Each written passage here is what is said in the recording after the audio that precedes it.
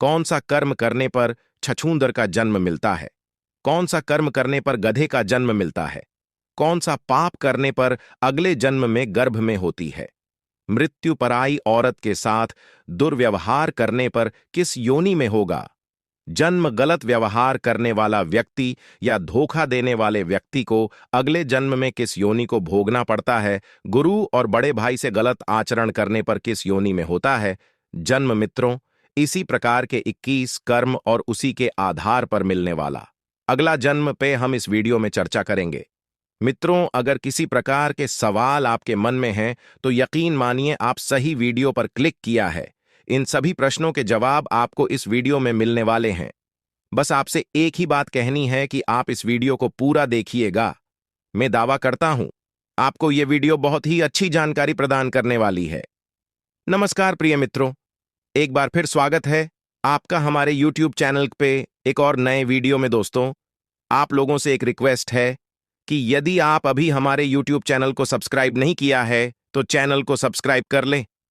मित्रों, वीडियो को लाइक जरूर करें और कमेंट में जय श्री कृष्ण जरूर लिखें। व्यक्ति को कर्मों के आधार पर अगले जन्म में मिलता है इन जीवों का जन्म। गीता में लिखा है कि मृत्यु के बाद केवल शरीर नष्ट होता है, लेकिन आत्मा कभी नहीं मरती। आत्मा पुराने शरीर को छोड़कर नए शरीर को धारण करती है। कुल 84 लाख योनियों के बारे में गरुड़ पुराण में बताया गया है। सबसे श्रेष्ठ योनि मनुष्य की होती है। गरुड़ पुराण में कर्मों के आधार पर जन्म लेने वाले योनि के बारे में बताया गया है, यानी मृत्यु के बाद आपका जन्म किस योनि में होगा यह पहले से ही निर्धारित है, क्योंकि आप अपने जीवन में जिस तरह का कर्म करेंगे मृत्यु उसी के आधार पर आपका अगला जन्म भी होगा। व्यक्ति को मृत्यु के उपरांत कर्मों के आधार पर स्वर्ग या नरक की प्राप्ति होती है। गरुड़ पुराण में यह भी बताया गया है कि एक व्यक्ति को कैसे कर्म करने से अगले जन्म में किस तरह के जीव रूप में जन्म मिलता है। हिंदू धर्म में गरुड़ पुराण का विशेष महत्व है। इन्हें भगवान विष्णु का अंश माना जाता है।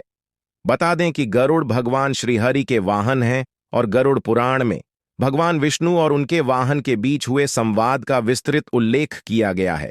इसमें भगवान विष्णु ने बताया है कि एक व्यक्ति को अपने जीवन में कैसे कार्य करने चाहिए जिससे उसे हर पद पर सफलता प्राप्त होती है और मृत्यु के उपरांत मोक्ष की प्राप्ति होती है।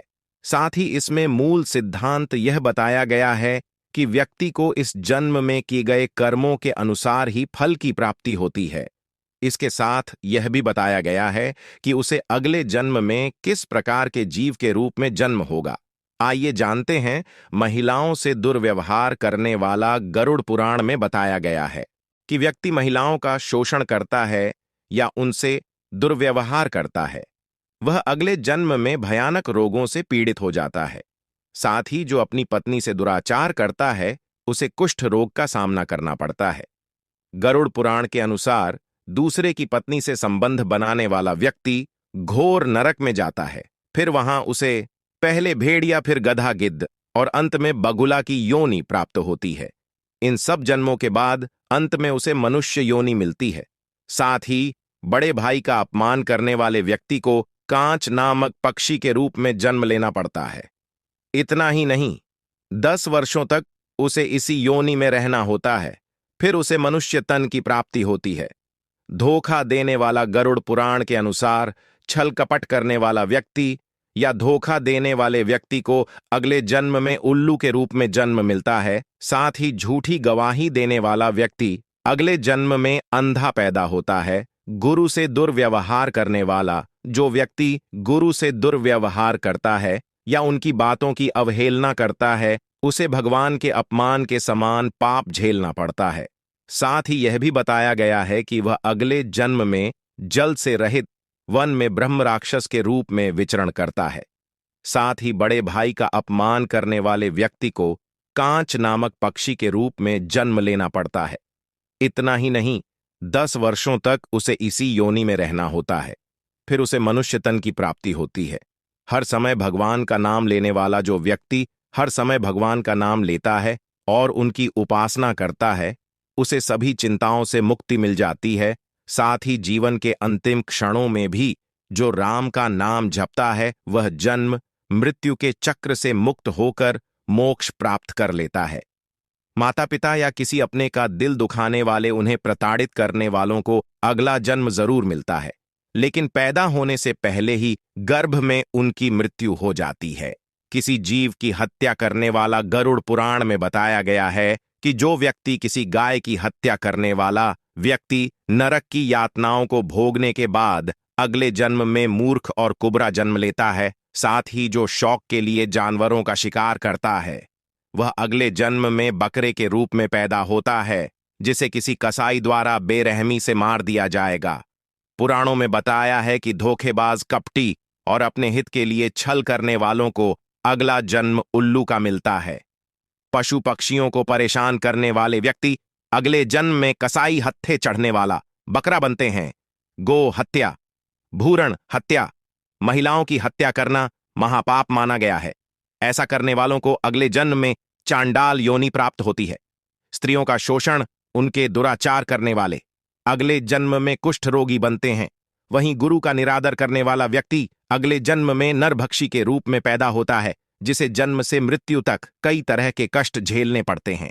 अन्न की चोरी करने वाला चूहा, जल की चोरी करने वाला चातक, शहद चुराने वाला मधुमक्खी बनता है।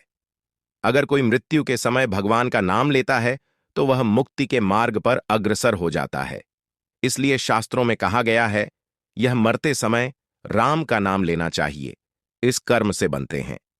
छछूंदर वेदव्यास जी ने बताया कि चोरी करना हमेशा ही गलत है, फिर चाहे वह स्वयं हो या वस्त्र, इसके परिणाम भुगतने ही पड़ते हैं।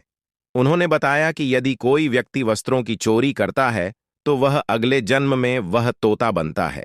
वहीं सुगंधित पदार्थों की चोरी करने वाले छूंदर के रूप में जन्म लेता है। इसलिए कैसी भी परिस्थिति हो, लेकिन चोरी करने से सदैव ही बचना चाहिए। ऐसे कर्म करने वाले गधा बनते हैं। थमहर्ष ने बताया कि यदि कोई व्यक्ति किसी का कत्ल करता है तो यह जघन्य अपराध की श्रेणी में आता है। ऐसा कर्म करने वाला अगले जन्म में गधा बनता है, लेकिन यदि वह जिस शस्त्र से हत्या करता है उसी से उसकी भी हत्या हो जाए तो उसे मेरी योनि मिलती है। इसके बाद वह मछली, कुत्ता और बाघ बनता है, लेकिन इन योनियों में भ्रमण करने के बाद वह मनुष्य योनि में जन्म लेता है। ऐसे कर्म करने वाले बनते हैं। मनुष्य वेद व्यास जी ने बताया कि जो व्यक्ति सदैव दूसरों की मदद करता है, पशु पक्षी और अन्य जीवों पर दया करता है, जरूरतमंदों की मदद करता है और निस्वार्थ भावना से संचित धन का उपयोग धार्मिक कार्यों में करता है, तो ऐसे व्यक्ति अगले जन्म में मनुष्य योनि में ही जन्म लेते हैं। साथ ही समाज में अच्छे कार्य करके दूसरों को लाभान्वित करते हैं। लेकिन धन के प्रति आसक्त मनुष्य अगले जन्म में सांप योनि में जन्म लेते हैं। दोस्तों, वीडियो के अंत में आप लोगों से रिक्वेस्ट की है कि अगर आपको यह वीडियो जरा सा भी अच्छा लगा हो तो मेरे चैनल को सब्सक्राइब, वीडियो को एक लाइक करके कमेंट में जय श्री कृष्ण जरूर लिखें।